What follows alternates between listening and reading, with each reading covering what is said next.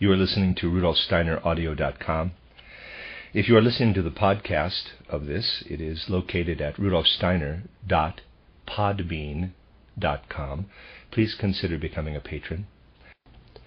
This is a reading of a cycle of lectures by Rudolf Steiner entitled Egyptian Myths and Mysteries.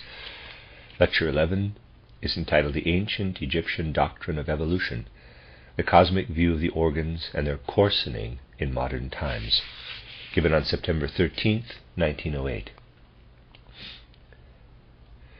At various points in this cycle of lectures, we have tried to present the facts of post-Atlantean evolution, and we have indicated that in our time there is a kind of repetition or resurrection of the experiences that mankind went through during the Egypto-Chaldean culture. It has been stated that the Indian period will repeat itself in the 7th period, the Persian in the 6th, the Egyptian in our time, and that the 4th, the Greco-Latin, stands by itself, so to say. Now, concerning the Egyptian time and our own, we shall try to indicate how a certain recrudescence of outer and inner experiences is to be seen when we bring our time into connection with the Egyptian. We have seen that in the spiritual worlds there exist mysterious forces to which there correspond certain other forces in the physical world which effectuate the appearance of these repetitions. Thus do these resurrections of outer and inner experiences originate.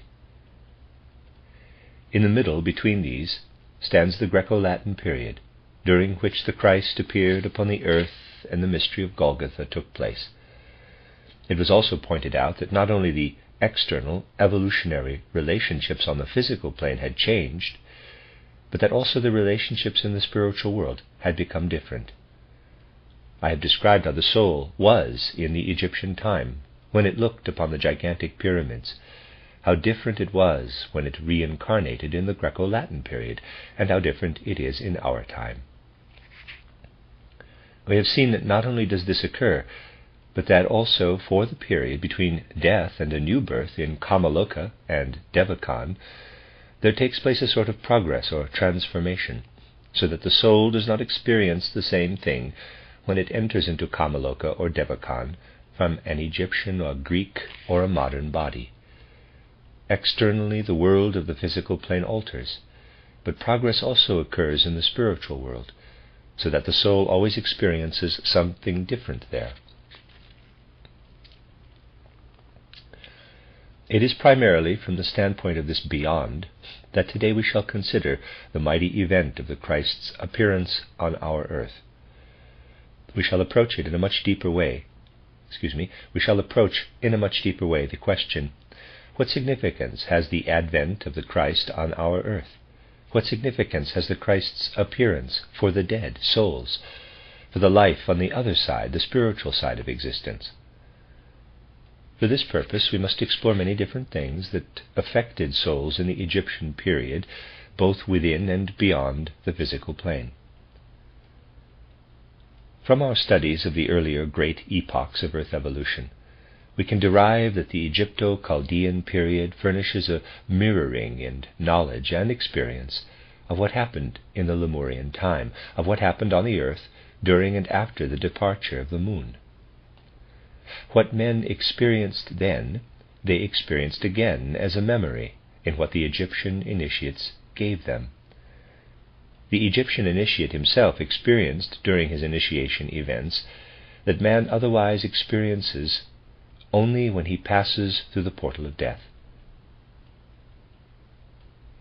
Let me read that again. The Egyptian initiate himself experienced during his initiation events that man otherwise experiences only when he passes through the portal of death. To be sure, the Egyptian initiate experienced this in a different way than does the ordinary person who dies. He experienced it differently and in a much fuller way. It will be well for us now, as a basis for these considerations, to describe the essence of Egyptian initiation in a few words. This initiation is essentially different from that of the time after Christ, for through his advent, initiation was fundamentally altered. We have seen that men had to descend further and further into the material world, gaining increasing interest in the physical world. In the same proportion, however, the experience in the spiritual world between death and a new birth became more pale and shadowy. The livelier man's consciousness became in the physical world, the more he enjoyed being there, the more he discovered the laws of the physical plane, the dimmer his consciousness in the spiritual world became. The consciousness in the spiritual world reached its low point in the Greco-Latin time. But even before man had fully descended into these depths of matter, it had become impossible for him, within the physical body, to experience completely what one must experience if, during the period between birth and death, one seeks to gain insight into the spiritual world. The initiation event may be briefly described, and it is the same for initiations before and after Christ, although the conclusion is different. Initiation is nothing other than man's gaining the capacity of developing organs of vision in his higher bodies. Today man sees darkness when it is night. He is in the dark. This is because man has no organs of perception in his astral body. As the eyes and ears have formed themselves into physical organs of perception, so supersensible organs must be developed out of the higher members and assimilated into them. This occurs through certain exercises of concentration and meditation being given to the pupil. These exercises are performed after the pupil has first surveyed the knowledge of the spiritual worlds that can be given by the initiates. It has always been the case that the pupils had to learn what we today would call elementary theosophy. Much more strongly than today it was required that the pupils become acquainted with the truth in a regular progression. When there was enough theoretical preparation, and when the pupils were sufficiently mature, the exercises were given to them. These exercises have a definite purpose. When in his daily life man lets the impressions of the senses work upon him, these impressions bring certain fruits for the ordinary life on the physical plane. These impressions pass over into the astral body, which in turn transmits them to the ego. But these impressions are such that man cannot hold them fast when, with his astral body and ego, he slips out of his physical and etheric bodies during the night. What man receives in this way from the physical plane does not penetrate into him so strongly that he can retain it as a permanent impression. But when a person performs the exercises of meditation and concentration, these are so adjusted, in accordance with thousands of years of experience, that the astral body no longer loses the impressions, but retains them when it slips out of the physical body in the night. Through the exercises, the astral body receives plastic impressions, which shape and member it as the physical organs have been membered. Thus the astral body is worked on for certain periods through these exercises. Thereby the supersensible organs of vision are imprinted on the astral body. It would be a long time, however, before man could use his organs of vision if they were imprinted only into his astral body. Something further must take place, so that the astral body, when it returns into the etheric body, may stamp upon that body, like the impression of a seal, what has taken shape within itself. Only when what has taken shape in the astral body imprints itself upon the etheric body, only then does the illumination take place that makes it possible for the person to see the spiritual world as he sees the physical world today. Here we can begin to grasp what kind of an impulse we have received through the appearance of Christ on earth. In the old initiations, the astral body had the strength to work upon the etheric body only when the etheric body had been lifted out of the physical body. This was because at that time the etheric body, had it remained connected with the physical body, would have exerted so much resistance that it could not have received the imprint of what the astral body had formed within itself. In the ancient initiations, therefore, for a period of 3.5 days, the candidate was put into a death-like condition, in which the physical body was deserted by the etheric body, while this latter, freed from the physical, united itself with the astral body. The astral then stamped into the etheric all that had been built into the astral through the exercises.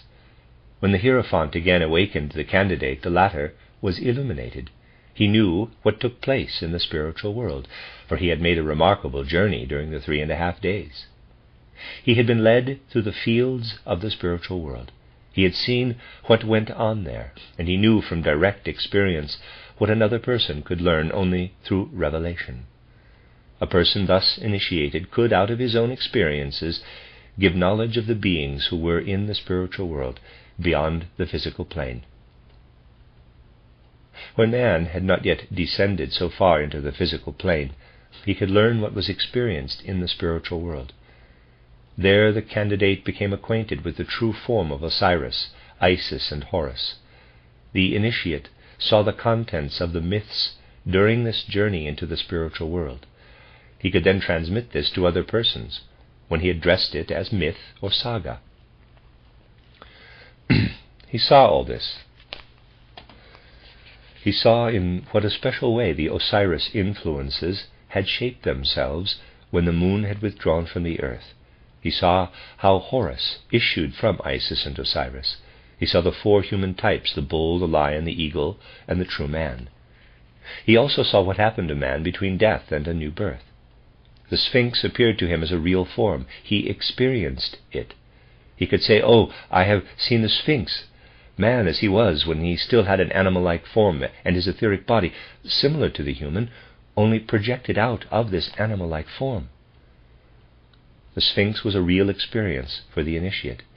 He even heard the question of the Sphinx with its enigmatic content. He saw how the human body prepared itself out of the animality, at a time when the head was only an etheric form, the ether head of the Sphinx.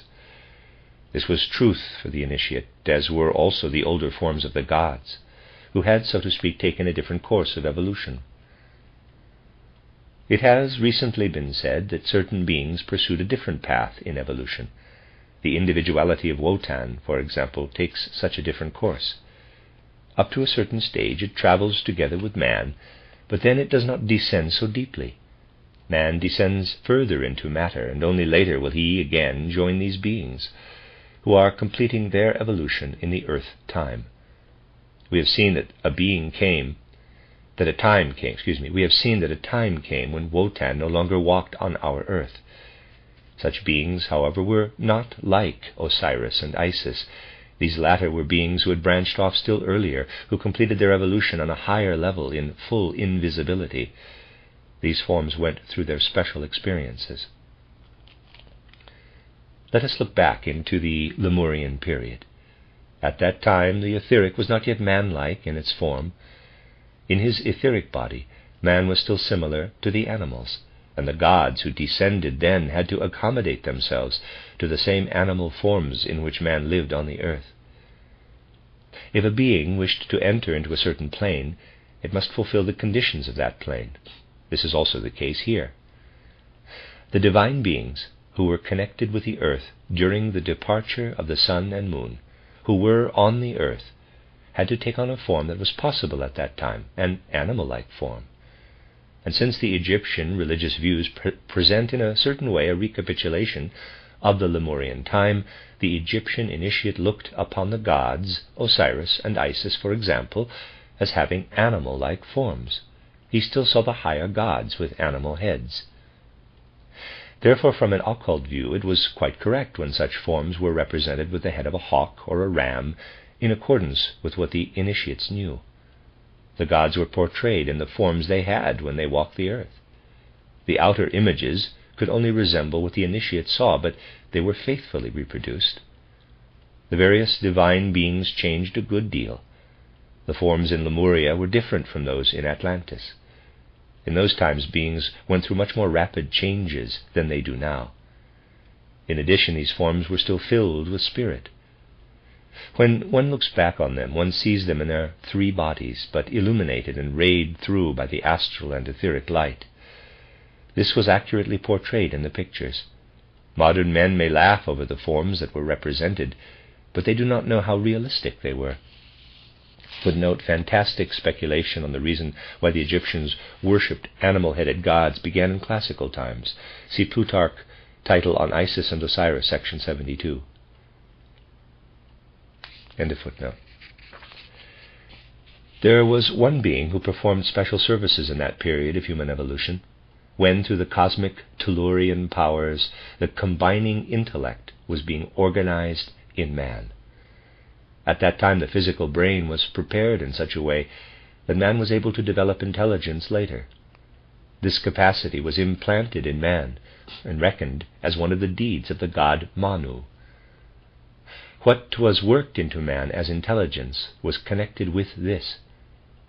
If today we examine a person in whom a well-formed ability for judging and combining is present, if we examine him clairvoyantly, we find a strong expression and reflection of this fact in a green glittering and shining of the astral body, of the astral aura. The capacity for combining shows itself in green colors in the aura, especially in those who have keen mathematical understanding. The ancient Egyptian initiates saw the god who implanted the faculty of intelligence in men, and in portraying him they painted him green, because they saw the green shimmering of his luminous astral and etheric form. Footnote: for pictures of the green Osiris, see the frontispieces in both volumes of Budge, titled Osiris and the Egyptian Resurrection, and in volumes 2, 10, and 12 of Maspero and Rappaport, titled History of Egypt, London, Grolier, 1901. End of footnote. Today this is still the color that glitters in the aura when the person's intelligence is stirred. Much time could be devoted to these connections if people really wanted to study this wonderful realism of the forms of the Egyptian gods. These representations of the divine forms, through the fact that they were so realistic and not at all arbitrary, had magical power, and one who could see more deeply would perceive that many mysteries were present in the coloring of these ancient forms. Here one can see deep into the workings of human evolution. We have seen how what the initiates saw was retained in the Sphinx. Of course, this was not retained in a photographic way, yet it was realistic. But the forms were always changing. The form of the Sphinx gives an image of how man once looked. His present form has been shaped by man himself. We know that through evolution on the earth, various animal forms have been split off. What is an animal form? It is a form that has remained static, while man proceeded further in evolution. In these forms we see arrested stages of evolution, to the extent that these forms have become physical. In the spiritual, something else has taken place. What man is spiritually has nothing to do with his physical forebears. Only the physical is connected with that. Man does not descend from the animals. The animal forms have remained unchanged. In man, however, the shape has been transformed to a certain level. The animals are previous physical human forms fallen into decadence. The situation is different in another realm of evolution. Not only have the physical forms of the animals remained unchanged, but also the rudiments of the etheric and astral forms as well. Just as the lion, at the time when it split off, looked quite different than now, so certain soul spiritual forms degenerate in the course of time when they remain at a particular stage. It is a law of the spiritual world that something that stands still on the same level of spirit or soul becomes more and more decadent. If, for example, the Sphinx stands still, it degenerates and receives a form that is like a caricature of what it originally was. The Sphinx has been preserved in this way on the astral plane up to our own time. To those who, as initiates or in some other lawful manner, penetrate into the higher worlds, these decadent forms have little interest, being only decayed vagabonds in the spiritual world. But when, in exceptional cases, persons equipped with inferior clairvoyant gifts are led into the astral world, such decadent forms approach them. The true Sphinx approached Oedipus, but it has not died even yet. Up to today it has not died. It only approaches man in another form. When persons who have remained standing at a certain stage of evolution, among the peasants perhaps, rest in the fields at midday in the hot glow of the summer sun and fall asleep, they may have what could be called a latent sunstroke. Through such an impact on the physical body, the astral and etheric are loosened from a part of the physical.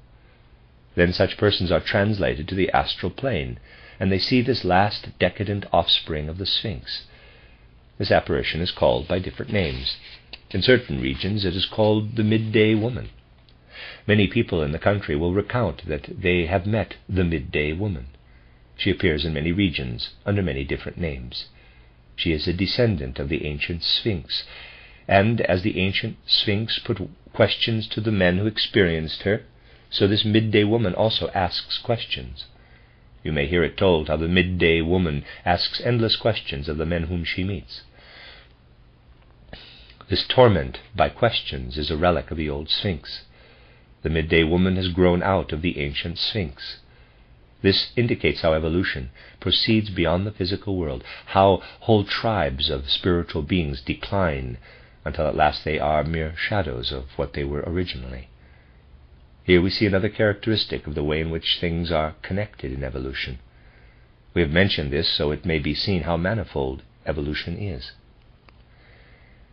Now, to understand everything correctly, we must give some thought to the fact that in the course of time, man has organized the fourth member, the ego, into what he brought with him at the beginning of earth evolution as his physical, etheric, and astral bodies. I have shown how this ego permeates the astral body, claims it for itself, so that it dominates it as higher spiritual beings formerly dominated it. It is a deed of the higher beings that this ego was implanted in the astral body. If evolution had proceeded further in accordance with the views of certain higher beings, it would have been a different evolution from what has actually taken place. However, certain beings remained unchanged. They had not become capable of collaborating in implanting the ego in the astral body. When man appeared on the earth, he consisted of the physical, etheric, and astral bodies, all of which he shaped further. Now he was endowed with egohood by certain sublime beings who had their dwellings mainly on the sun and moon. These beings collaborated, so to speak, on the ego. But there were certain other beings who, during the Saturn, Sun, and Moon evolutions, had not raised themselves so far that they could take part in this organizing of the ego. They could do only what they had learned on the moon. They had to limit themselves to working on the astral body. Hence there was implanted in man's astral body something that did not belong to his noblest qualities, did not come from the higher sublime beings, but from the retarded intruders who had remained behind. Had these beings done this on the moon, it would have been something lofty. But through the fact that they did this on earth as stragglers, they worked into the astral body something that placed it lower than it would have been otherwise. It became endowed with instincts and passions and with egoism. We must heed this fact, that man was influenced from two sides, that he received impacts in his astral body through which the latter became debased. Such a thing does not influence the astral body alone. Man is so constituted that the astral body transmits such an influence to the etheric body, and this again to the physical body. The astral body is active in all parts, hence these spirits work on the etheric and physical through the astral body. Had these spiritual beings not been able to exercise such an influence, something would not have appeared in man at that time. This is an enhanced selfhood in man, an increased ego feeling. What this caused in the etheric body was all that appeared as darkening of judgment, as the possibility of error. All that the astral body accomplished in the physical body is the basis of what appeared as illness. That is the spiritual cause of illnesses in man. Among animals, becoming ill is something different. We see how illness has been transplanted into man. Illness is connected with the causes we have indicated here. And since the physical and etheric bodies are connected with the facts of heredity, so the principle of illness proceeds through the hereditary line. Let us again emphasize, however, that we must distinguish between inner illnesses and external injuries. If a man is run over, that is something entirely different. Also, certain internal illnesses can be connected with external causes. For example, if one eats something that upsets the stomach, that is something external. Before the above-mentioned beings gained influence over man in the course of evolution, he was so organized that he reacted far more powerfully than today toward evil pressing upon him from without. But in proportion to the influence that they gained over him, he lost the instincts he had possessed for what was not right. Formerly, man's whole organization was such that he had fine instincts as to what was not right for him. Substances that are taken into the stomach today and there cause illness were then rejected simply through instinct. Gazing backward in time, we come to periods when man stood in a delicate relationship to the forces of his environment, reacting sensitively to the forces in his surroundings. In this respect, man grew ever less sure, less capable of rejecting what was not serviceable to him. This is connected with something else. As man grew more inward, something occurred in the world outside. What we know as the three other kingdoms of nature arose. The three kingdoms around us arose gradually. At first only man was present. Then the animal kingdom was added, then the plant kingdom, and finally the mineral kingdom. If we were to look back on the primeval earth, when the sun was still united with it, we would find a human being in and out of whom all the substances of the physical world moved. Man still lived in the womb of the gods. Everything still agreed with him, so to say.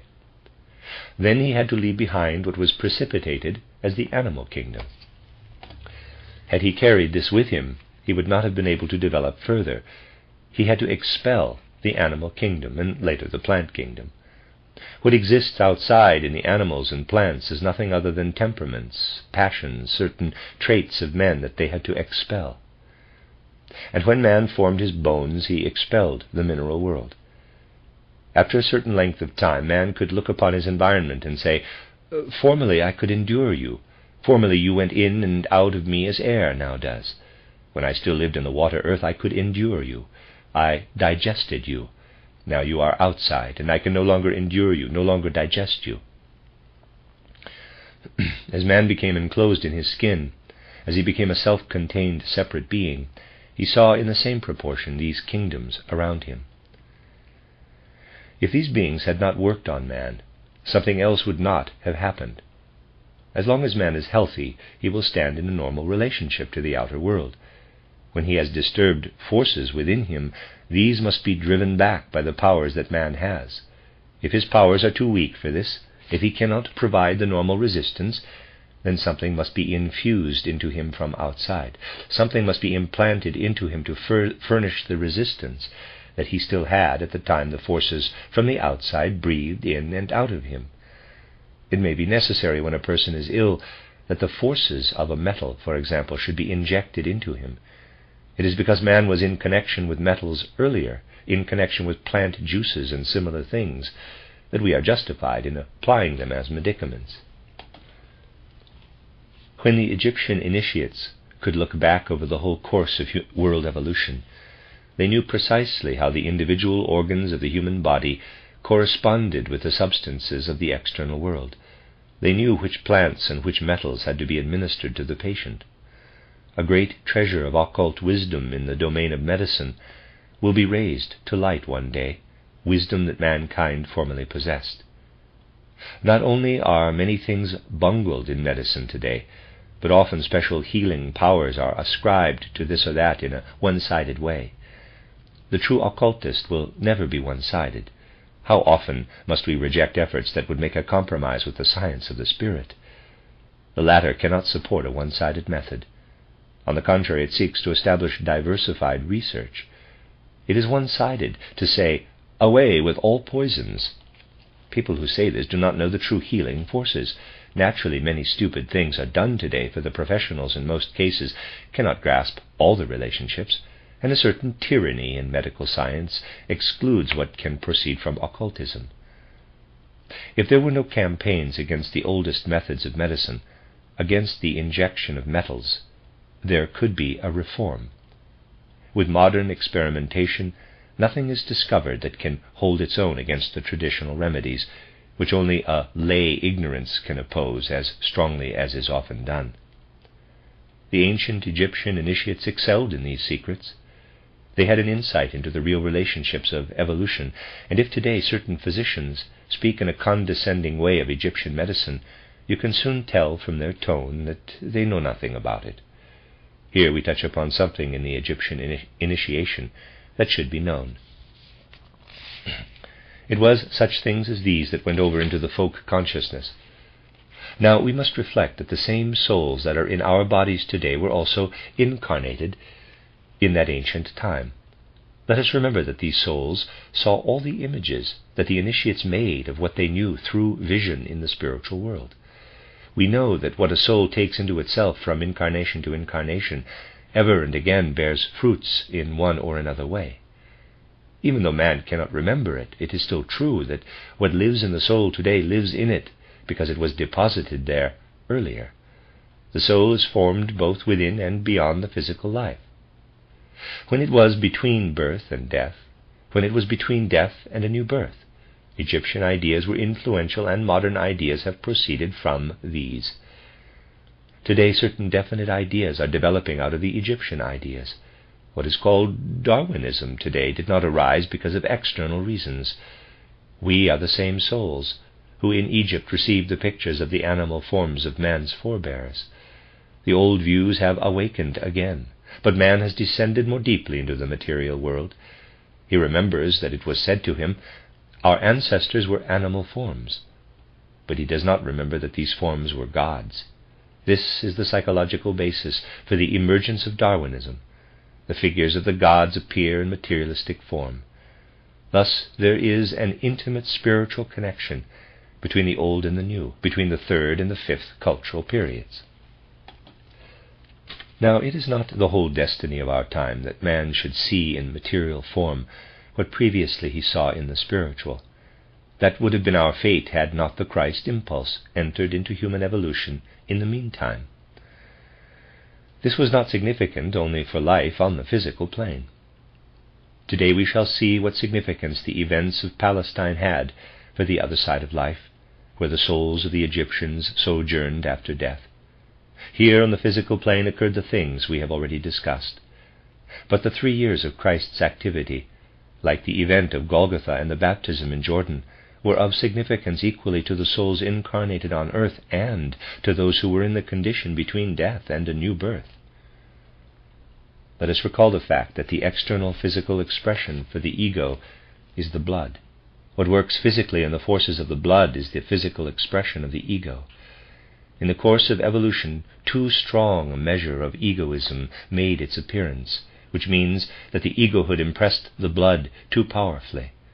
This surplus of egoism had to be expelled again if spirituality was to be restored to mankind. On Golgotha, the impulse was given for this expulsion of egoism. In the same moment when the Redeemer's blood flowed on Golgotha, still other events were taking place in the spiritual world. The Redeemer's blood flowed out in the material world, while the superfluity of egoism passed over into the spiritual world. The superfluous egoism had to vanish from the world, and the impulse for this was given on Golgotha. In place of egoism, universal human love entered into mankind. But what was this event of Golgotha? What was this event of a 3.5-day death on the physical plane? It was the enactment on the physical plane of what also had been experienced in spiritual development by one who was initiated. He was dead for 3.5 days. One who had gone through this symbolical death could say to mankind, "There is a conquering of death. There is something eternal in the world." Death was conquered by the initiates, and they felt themselves to be victors over death. The event of Golgotha signifies that what had often taken place in the mysteries of ancient times became for once an historical event, the conquering of death through the Spirit. This was taken out into the world on the physical plane.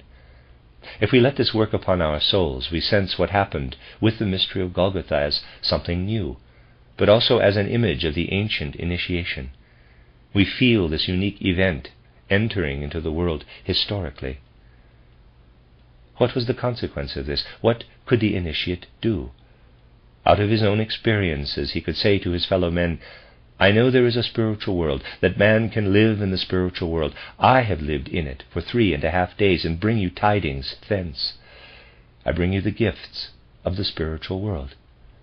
These gifts were useful and healing to mankind. On the other hand, one who had lived as an initiate in the physical world could bring nothing similar to the dead.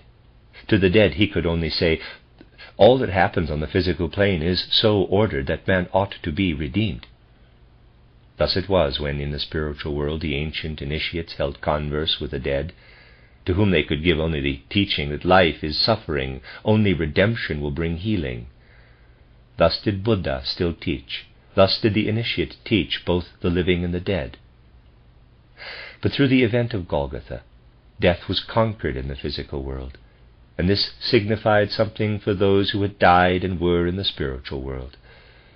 Those who take up Christ in their innermost parts illuminate again their shadowy life in Devachan.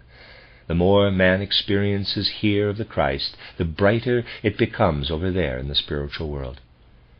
After the blood had flowed from the wounds of the Redeemer, this is something that belongs to the mysteries of Christianity. The Christ Spirit descended to the dead. This is one of the deepest mysteries of mankind. Christ descended to the dead and said to them, over there something has happened of which it cannot be said that what happens there is not so important as what happens here. What man brings with him into the spiritual realm as a consequence of this event is a gift that can be brought out of the physical world into the spiritual world. These are the tidings that Christ brought to the dead in the 3.5 days. He descended to the dead in order to redeem them. In the ancient initiation, one could say that the fruits of the spiritual were reaped in the physical. Now an event occurred in the physical world that produced its fruits and did its work in the spiritual world. One can say that it was not in vain that man completed his descent to the physical plane. He completed it so that here in the physical world fruits could be produced for the spiritual world. That these fruits could be produced came to pass through Christ, who was present among the living and among the dead, who gave an impulse so intense and so powerful that it shook the whole world. The end of Lecture 11.